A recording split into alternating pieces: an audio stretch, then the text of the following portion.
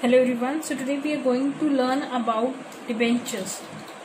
Because we know company को अगर funds की जरूरत होती है तो कंपनी या तो इक्विटी से फंड्स रेज करती है या वो डेट से रेज करती है, दैट मीन्स डिबेंचर से रेज करती है.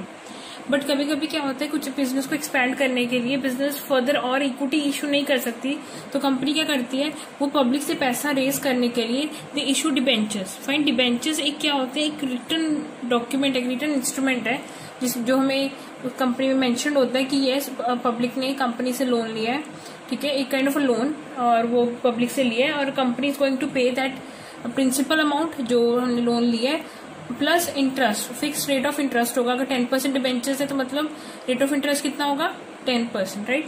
So and more over company उसको पे बैक करने वाली है, जिसको हम बोलते हैं redemption after a certain period of time. अगर हमने 5 years की डिबेंचर्स इशू की है, so company is going to redeem those debentures after an number of years, means that is 5 years है, ठीक है. अब हम क्या करेंगे, हम सबसे पहले इश्यू ऑफ डिबेंचर्स के बारे में पढ़ेंगे. प्लीज, अगर हम अकाउंटिंग में इश्यू ऑफ डिबेंचर्स का कैसे ट्रीटमेंट करते हैं, जब हम डिबेंचर्स इशू करते हैं तो हम क्या क्या ट्रीटमेंट करते हैं. So we are going to study about that. अब talking about issue of debentures, first and foremost simply ways में जो most number of times use किया जाता है, debentures are issued for consideration in cash. Simply company क्या कर रही है कि पब्लिक से पैसा उठा रही है और कंपनी उनको क्या कर रही है, इशू डिबेंचर्स इशू कर रही है, ठीक है. नॉमिनल अमाउंट बेसिकली हर केस में डिबेंचर्स की अमाउंट 100 रुपीज की होती है, ठीक है. और अगर कंपनी में भी हो सकता है कंपनी 100 रुपीज के डिबेंचर्स एक्स्ट्रा मीन्स 110 पे इशू कर रही हो, दिस मीन्स जो ये 10 रुपीज अगर जो एक्स्ट्रा है ना, ये क्या हो जाएंगे, ये प्रीमियम हो जाएगा. So I am taking up the situation only कि 100 की डिबेंचर्स थी और कंपनी ने कितने की इशू किए, 110 पे, तो दिस मीन्स 10 रुपीज क्या हो जाएंगे, that would be the premium. उस केस में जनरल एंट्रीज कैसी आएंगी, ठीक है. उस केस में ये टर्म नहीं आएगी, bank to debentures to discount to debentures premium, sorry, bank account. हमने डिबेंचर्स कितने की इशू की है, कंपनी कितने पैसे ले रही है पब्लिक से, 110. तो हम यहाँ पे क्या करेंगे, हम यहाँ पे अमाउंट डाल देंगे 110, ठीक है. एंड नॉमिनल मतलब फेस वैल्यू हमारी कितनी थी, 100, और 10 रुपीज हमने किस बात के लिए, प्रीमियम की. बट कुछ सिचुएशन ऐसे भी हो सकती हैं कि कंपनी ने क्या किया हो, कंपनी ने 100 रुपीज के जो डिबेंचर्स थे वो 95 पे इशू किए हो, मतलब फेस वैल्यू ज्यादा है और उसने जो उसको कम प्राइस पे इशू किया. सो उस केस में क्या हो जाएगा, उस केस में that would B it is issued on discount, that is 95 rupees is the 5 rupees is the discount and the company is issued at 95. उस केस में यहाँ पे 110 की जगह पे क्या अमाउंट आएगी, कंपनी ने कितने पैसे लिए पब्लिक से, 95, तो बैंक अकाउंट में कितने आ जाएंगे, 95. ओरिजिनल अमाउंट तो क्या था, 100, and 5 rupees will be for the discount. So उस केस में एसपीआर या डिबेंचर्स प्रीमियम नहीं इंक्लूड होंगे.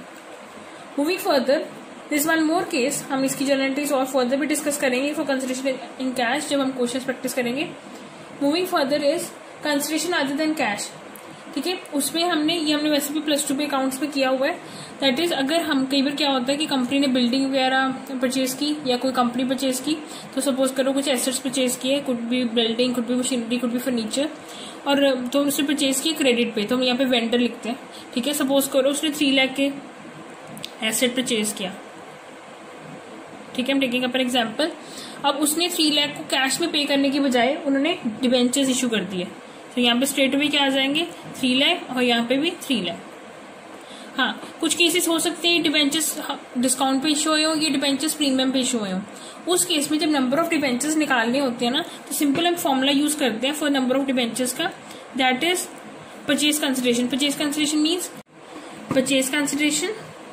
कंसिडरेशन मीन्स जितने प्राइस पे परचेज किया होगा upon face value. Face value means जितने का ओरिजिनल अमाउंट है या उसकी वैल्यू डिबेंचर्स की, प्लस होगा अगर प्रीमियम है, ठीक है. अगर प्रीमियम होगा तो विल एड अप, और अगर डिस्काउंट होगा तो हम डिडक्ट कर देंगे उसकी वैल्यू को, ठीक है. अब सपोज करो मैं इसमें वैसे ही एक सिचुएशन ले रही हूँ, ठीक है. अगर हमने डिबेंचर्स सपोज करो यहाँ पे जैसे परचेज कंसिडरेशन कितनी है, इट इज 3 लाख, क्लियर, ठीक है. और उसके बाद डिबेंचर्स के ओरिजिनल अमाउंट क्या है, 100. अगर डिस्काउंट पे क्या होंगे, अगर सपोज करो 5 रुपीज डिस्काउंट था तो माइनस कर देंगे -5, और अगर प्रीमियम होगा तो विल एड अप, और उसके बेसिस पे नंबर ऑफ डिबेंचर्स कैलकुलेट कर सकते हैं. तो इस केस में यूज होता है अगर debentures are issued at discount और at premium. The next case in the case of issue is as collateral security. Sometimes debentures are issued as collateral security. Collateral security basically meaning होता है जो हमारी एक principal security की एक additional security launch की जाती है, इशू की जाती है, उसको बोलते हैं collateral security. Taking up an example, अगर हमने बैंक से कोई लोन लिया तो हमने सपोज करो लैंड एंड बिल्डिंग को प्लेज किया, उसके अलावा हमने अपने डिबेंचर्स को भी प्लेज किया. So this might be used अगर हमारी प्रिंसिपल सिक्योरिटी पूरी नहीं पड़ पाती, जब अगर हमने लोन में डिफॉल्ट कर दिया और उसको करने के लिए एक्यूमुलेट करने के लिए हमारी लैंड एंड बिल्डिंग की अमाउंट पूरी नहीं पड़ पाती, तो the company can resort to debentures also. उसको रिकॉर्ड करने के 2 मेथड्स होते हैं, बिकॉज अभी हमें पता नहीं है डिबेंचर्स की जरूरत एक्चुअली में पड़ने वाली है कि नहीं, बिकॉज अगर लोन में डिफॉल्ट होगा तभी ये डिबेंचर्स एक्चुअली यूज की जाएंगे. तो इसको फर्स्ट मेथड होता है या तो हम इसकी कोई एंट्री नहीं डालें, स्ट्रेट वे इसको बैलेंस शीट में शो कर देते हैं by way of a note कि डिबेंचर्स हैं, इशू किए गए हैं as a collateral security. Second method होता है we put up the entry debenture suspense to percentage debentures. और अगर लोन हम पे कर देते हैं टाइमली 5 साल बाद या 10 साल बाद जितने देर का लोन था, तो ये एंट्री को सीधा रिवर्स डाल देते हैं वहां पर डिबेंचर्स टू डिबेंचर सस्पेंस, ताकि उसका इफेक्ट नलीफाई हो जाए, और इसको भी हम बैलेंस शीट में फिर शो कर देते हैं. ठीक है, तो एक फर्स्ट मेथड है जिसमें कोई एंट्री नहीं होगी, सिर्फ बैलेंस शीट में होगा. सेकंड मेथड है जिसमें एंट्री भी होगी और बैलेंस शीट में भी हम शो करेंगे. सो हम इसको प्रैक्टिस करेंगे आगे फर्दर क्वेश्चंस पे भी. ठीक है, now what we are going to do is we are going to learn one more topic and which is very important topic, that is from consideration of redemption point of view. हम जब कभी भी issue की entries डालते हैं तो हम उसकी entries redemption point of view को लेकर डालते हैं. इसका क्या मतलब होता है, बिकॉज आपने अभी डिबेंचर्स इशू किए होंगे, तो इशू आप करोगे तो 3 केसेस हो सकते हैं, पार, प्रीमियम और डिस्काउंट. ठीक है, पार मतलब डिबेंचर्स इशू किए गए थे 100 रुपीज के, मीन्स ओरिजिनल अमाउंट पे. प्रीमियम मीन्स उसके फेस वैल्यू से ज्यादा किए गए थे. डिस्काउंट मीन्स फेस वैल्यू से कम किए गए थे. ठीक है, ये तो इश्यू की बात होगी. अब रिडेम्पशन के टाइम पे भी या तो हो सकता है debentures are redeemed at par only. ठीक है, और तीनों में से कोई और सिचुएशन हुई हो कि हमने इश्यू प्रीमियम पे किया और रिडीम पार पे किया, और ऐसे ही प्रीमियम पे. डिबेंचर्स कभी भी डिस्काउंट पे रिडीम नहीं होते. It is redeem either at par or either at premium. This we are going to study in redemption of debentures also, जो नेक्स्ट वीडियो में लर्न करेंगे कि how the counting is done for redemption. अभी हम सिर्फ issue की बात कर रहे हैं, हम इशू की एंट्रीज डाल रहे हैं, but here with the point of view of redemption. Sir मैं क्लियर? ठीक है, उसके बाद हम क्या करेंगे, हमने इसमें अब देखो आपको इसको देखकर हमारे टोटली 6 केसेस बन जाएंगे इजिली. वो कैसे बन जाएंगे देखो, एक बना when debentures are issued at par, redeemable at par. When debentures are issued at premium, repayable at par. When debentures are issued at discount, repayable at par. ठीक है, when debentures are issued at par, repayable at premium. When debentures are issued at premium, repayable at premium. When debentures are issued at discount, repayable at premium. Means ये 3 situations में 3 में से एक बार इसके साथ, ये 3 को एक बार इसके साथ, ये हमारे पास 6 सिचुएशंस बन गई. अब ये 6 सिचुएशंस में हमारे पास एंट्रीज कैसे कैसे आएंगी, we are going to discuss about that, कि हम इसको कैसे हम इसकी एंट्रीज पास ऑन करेंगे. Clear? So let us practice with the first case. अब देखो फर्स्ट केस में क्या हो जाएगा, मैंने सिंपल एंट्री डाली हुई है जो हम वैसे डालते हैं कंसिडरेशन अदर देन कैश में. तो पहले हम क्या डालते हैं, bank to debenture application and allotment. हम कभी भी एप्लीकेशन अलॉटमेंट तब इकट्ठे डालते हैं जब हम ये मानते हैं कि लाइक सपोज हमें सीधे ही हमने एक ही बार कॉल अप किया हो कि हमने हमारे 100 रुपीज का डिबेंचर्स था और हमने उनको इंस्टॉलमेंट्स मतलब application allotment then first call final call इसमें नहीं मंगवा के एक ही बार मंगवा लिया, तो हम इसको इकट्ठे डाल देते हैं एप्लीकेशन एंड अलॉटमेंट. ठीक है, अब आपने डिबेंचर्स मंगवाए तो एंट्री क्या बनेगी, bank to application allotment issue की, और दूसरी एंट्री क्या होती है, debenture application and allotment account to dash percentage. Dash percent में जितने भी परसेंटेज डिबेंचर्स होंगे आप साथ में वो डाल देते हैं. क्लियर? अब आपको क्या करना है, ठीक है, ये एंट्री क्या होगी, जितने क्या पैसे आपने मंगवाए. अब जैसे फर्स्ट केस था मेरे पास, फर्स्ट केस में क्या है, डिबेंचर्स पार पे इशू हुए और रीपेबल भी पार पे ही हो रहे हैं. सिंपल केस है. इसका क्या है, 100 पे इशू किया और 100 ही आप रीपेमेंट करने वाले. तो इसमें तो सिंपल जो हमारी इशू की एंट्रीज है वही आएंगी with an amount of 100 rupees. यहाँ पे सभी जगह 100 रुपीज आ जाएंगे.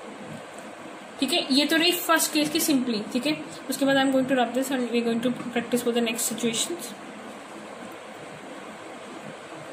Next case, when debentures are issued at the next one is at premium and repayable at par. Debentures हमने इशू किए किस पे, प्रीमियम पे। इसका मतलब मैंने 100 के डिबेंचर्स थे और उनको मैंने इशू कितने पे किया, 110 पे, बट मैं इसको रिडीम कितने करने वाली हूँ, 100 पे।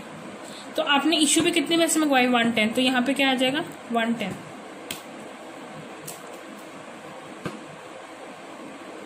ठीक है। और आपने 110 ले लिया यहाँ पे भी,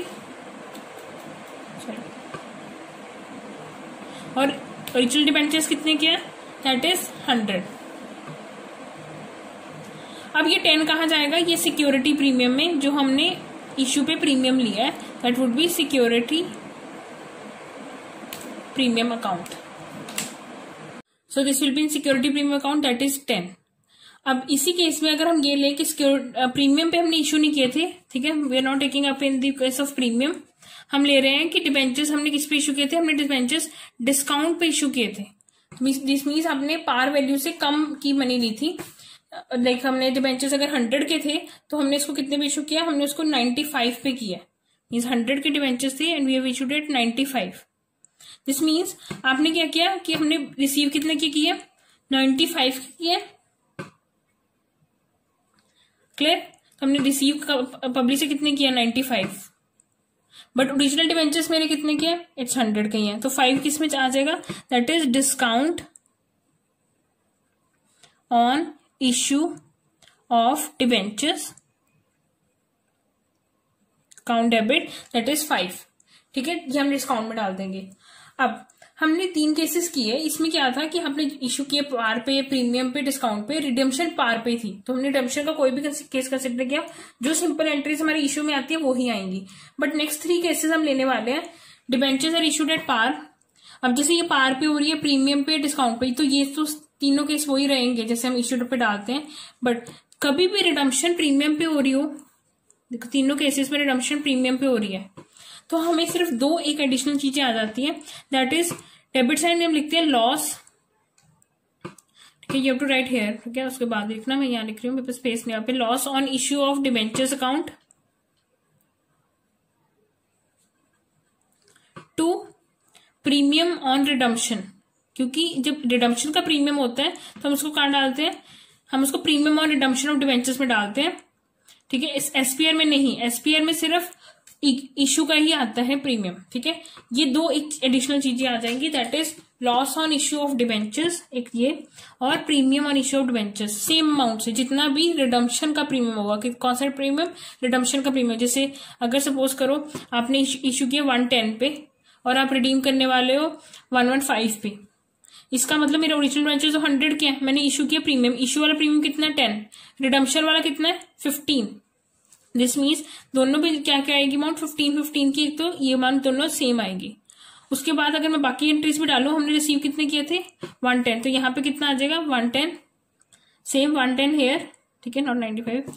देन डिबेंचर्स की डेबिट क्रेडिट हो रहे हैं 110 से, तो यहाँ पे भी डेबिट भी 110 से होंगे, 15 वहां पे आ जाएंगे, डिस्काउंट नहीं आएगा बिकॉज इसमें प्रीमियम था इशू पे, तो ओरिजिनल डिबेंचर्स हमारे 100 के ही है, 2 SPR, दैट इज जो हमारा इश्यू का प्रीमियम है, that is 10।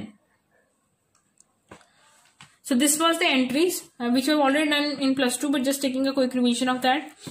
Next is interest on debentures. Interest on debentures की entries 2 आती हैं, और प्लीज एक बात ध्यान रखना, जैसे 10% डिबेंचर्स है, मतलब इंटरेस्ट रेट कितना है 10, और जो ये इंटरेस्ट होता है ना, हमेशा हम नॉमिनल मतलब ओरिजिनल अमाउंट पे कैलकुलेट करते हैं।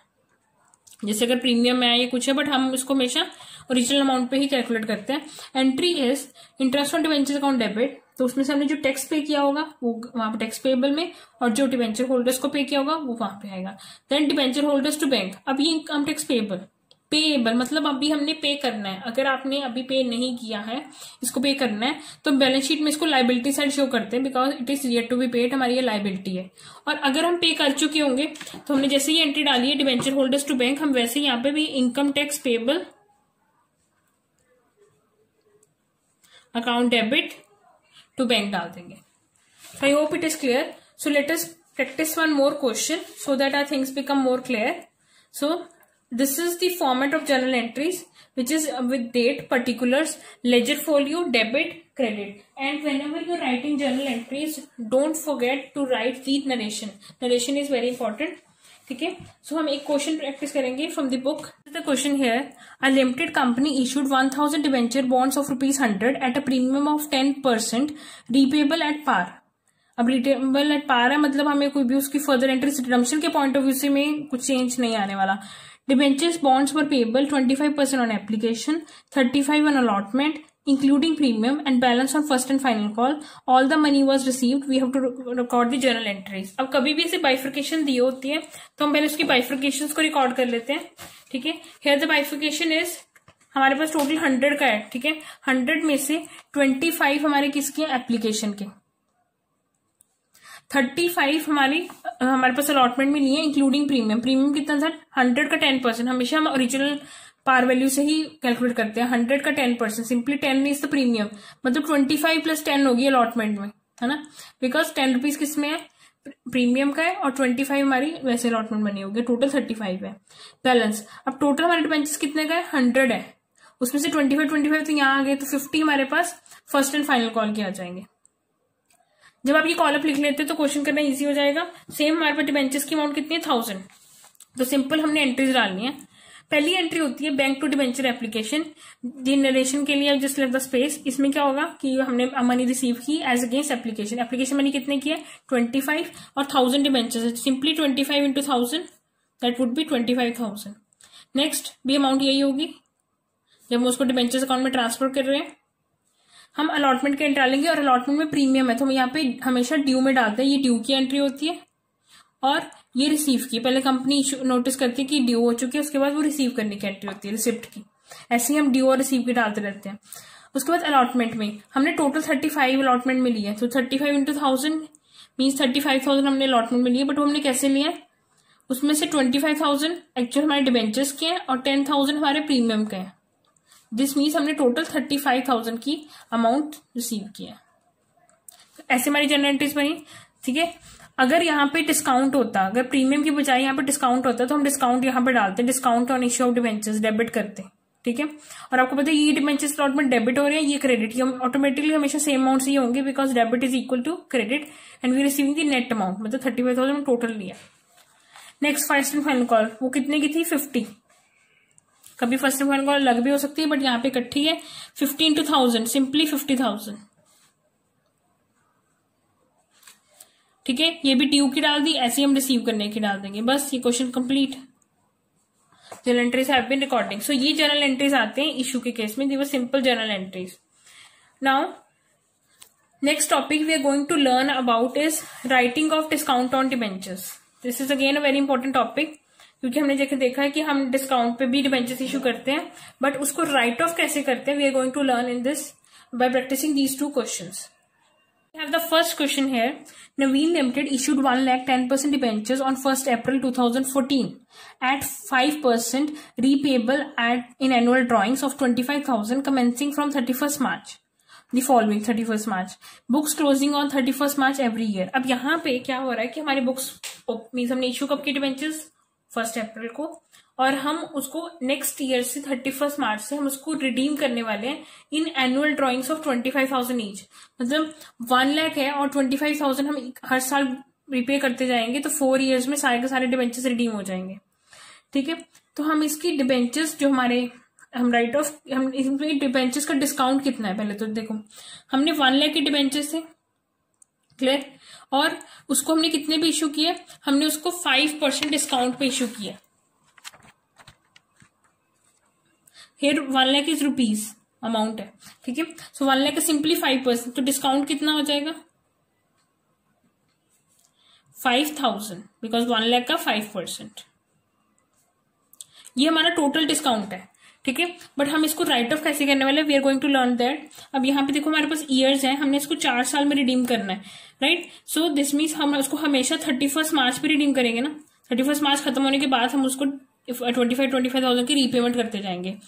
सो दिस मीन्स 2014 में इशू किया था, तो 15, फिर 16, 17 और 18, क्योंकि 4 ईयर्स तक जाएगा। 25,000 इंटू 4 इज 1 लाख।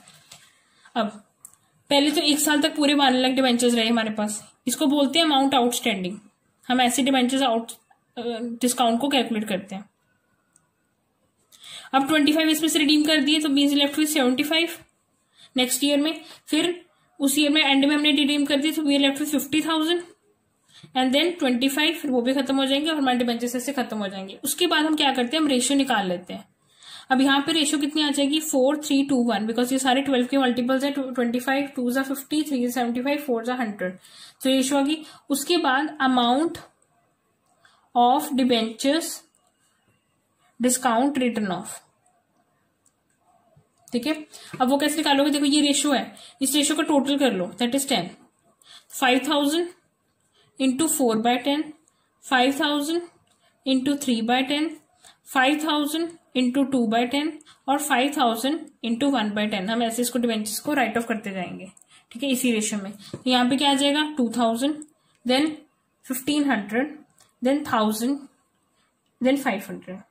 और हर साल इसके एंट्रीज कैसे रिकॉर्ड करेंगे, हम इसको राइट ऑफ कहां से करते हैं, हम पीएनएल से करते हैं, कि स्टेटमेंट ऑफ पीएनएल, या you can write PNL account, profit and loss account बोलते हैं जिसे, debit to debenture discount account. हम एवरी ईयर, फर्स्ट ईयर में जैसे एंड में 2,000 से आएगी, नेक्स्ट ईयर में 1,500 से, नेक्स्ट ईयर में 1,000 से, नेक्स्ट ईयर में 500 से, और अब इसको टोटल करो, ऐसे हमारे 5,000 का डिबेंचर का डिस्काउंट राइट ऑफ हो जाएगा।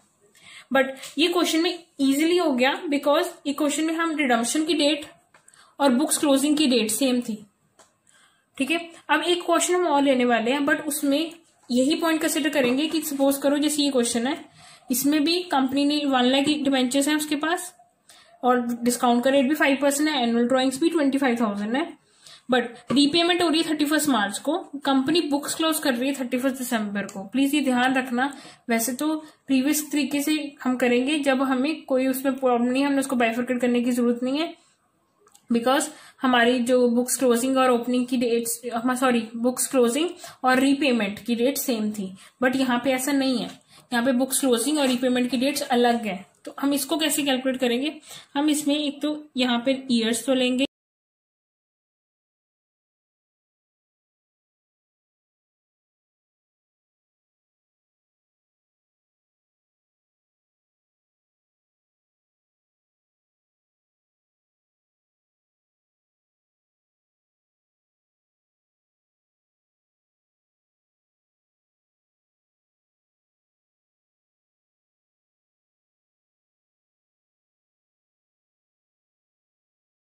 लिया जिसमें years, amount used, months for which amount used, total amount of products and ratio and amount discount return of. हमने प्रीवियस क्वेश्चन में सिर्फ हमारे पास एक मंथ्स का एक कॉलम एक्स्ट्रा आ गया, बिकॉज यहाँ पे मंथ्स का डिफरेंस है, ठीक है। तो अब देखो स्टार्टिंग में, अभी जब 2014 में मैंने डिबेंचर्स इशू किए, तो डिबेंचर्स मैंने इशू किए 1 अप्रैल को, हालांकि यहाँ पे भी डिस्काउंट की अमाउंट तो 5,000 ही होने वाली, बिकॉज 1 लाख का 5% इज 5,000 है ना, बट हम इसको राइट ऑफ कैसे करने वाले, वहां पे डिफरेंस हो जाएगा, बिकॉज हमने देखो 2014 में इशू किए थे डिबेंचर्स 1 अप्रैल को, और बुक्स कब क्लोज हो रही है 2014 में ही दिसंबर में। तो सबसे पहले हम 2014 दिसंबर तक देखेंगे हमारे पास अमाउंट कितनी है, दैट इज 1 लाख, क्योंकि अभी रीपेमेंट हुई नहीं है, रीपेमेंट तो मार्च में जाके होगी, ये तो बुक्स क्लोजिंग कब हो रही है, दिसंबर में। तो ये कितने मंथ्स बने यहाँ पे, 9 मंथ्स, ठीक है, उसी में मिल गया 9 लाख, ठीक। अब ऐसे ही देखो नेक्स्ट 2015 में, अब 15 में 2 बाइफिकेशन आ जाएंगी, मार्च तक तो हमारे पास 1 लाख था, उसके बाद राइट ऑफ हो जाएगा और 25,000 रीपेमेंट हो जाएगा, और हम सिर्फ हमारे पास कितने रह जाएंगे डिबेंचर्स, 75,000। ये 1 लाख कितने मंथ्स के लिए रहेगा, 9, और ये 3 मंथ्स मीन जनवरी फरवरी मार्च, बाकी के 9 मंथ 75,000। हम सेम ये इसका भी प्रोडक्ट निकालेंगे, प्रोडक्ट मतलब ये second column into third column, 1 lakh into 3 lakh, और 75,000 इंटू 9 दैट इज 675,000, ठीक है। इसका हम यहीं पे टोटल कर देते हैं, 9,75,000 बनेगा टोटल 2015 का। ऐसे ही नेक्स्ट देखते हैं 2016 में, अब वही 75,000 फिर 3 मंथ्स के लिए रहेगा, बिकॉज हमारी रीपेमेंट तो होनी है मार्च में जाकर, तो 3 मंथ्स के लिए, और फिर रह जाएगा 50,000 for the next 9 months, mean 75,000 into 3 that will come out to be 2,25,000 and that would next would be 4,50,000। तो इसका टोटल हो जाएगा 6,75,000। आफ्टर दैट 2017 में हमारे पास सेम 50,000 और यहाँ पे 25, वही सेम प्रोपोर्शन 3 और 9, these are the amounts. 25,000 into 9 would be 225,000. This means total comes out to be 375,000 here. उसके बाद लास्ट है 2018 में, वो हमारे पास 25,000 3 मंथ्स के लिए बचेगा, बिकॉज उसके बाद हमारे सारे डिवेंचर्स खत्म हो जाएंगे, उनकी रीपेमेंट हो जाएगी. So this is 75,000. अब हमारे पास अमाउंट्स आ रही हैं 9,75,000, 675, देन 375, 75,000. हम इसे इजिली लोएस्ट फॉर्म में कन्वर्ट कर सकते हैं. इफ यू चेक कि सारे 75 के मल्टीपल्स हैं, तो 1000 हम can cancel. 75 5 are 375, 9 are 675 and 13 and 12. ये हमारे पास रेशियो आ गई. हमें पता था हमारे पास यहाँ पे डिस्काउंट की जो डिबेंचर्स है वो कितने 5,000. हम इसको 5,000 इंटू ये रेशियोज का टोटल कर लेंगे, that comes out to be 40. तो हम क्या करेंगे यहाँ पे 5,000 into 12/40, that will come out to be 1,500. 5,000 into 13/40, that will come out to be 1,625. Same 1,125 and this will come out to be 1,125, 625, 5,000 into 5/40 and 5,000 into 1/40, that comes out 120. अब आप इसका total करोगे और आपके लिए क्या आंसर चेक का तरीका भी है कि जब आप डिबेंचर्स की अमाउंट टोटल करोगे that will come out to be 5,000, जो हमने टोटल अमाउंट राइट ऑफ करनी थी. और स्टेट जो जर्नल एंट्री वो सेम वही रहेगी, that is PNL means profit and loss account debit to debenture discount account. ये हमारी एंट्री आएगी एवरी ईयर, ठीक है, विद द रिस्पेक्टिव अमाउंट्स. बाकी के एंट्रीज इस क्वेश्चन में सेम रहने वाली है जो हमने प्रीवियस में डिस्कस की. इशू की अगर इंटरेस्ट की पूछी होगी तो भी वही है, that is interest on debenture to debentures account, debenture holders account and debenture holders to bank. Fine. I hope you have understood with the issue of debentures. From next, I am going to discuss with the redemption of debentures. Thank you.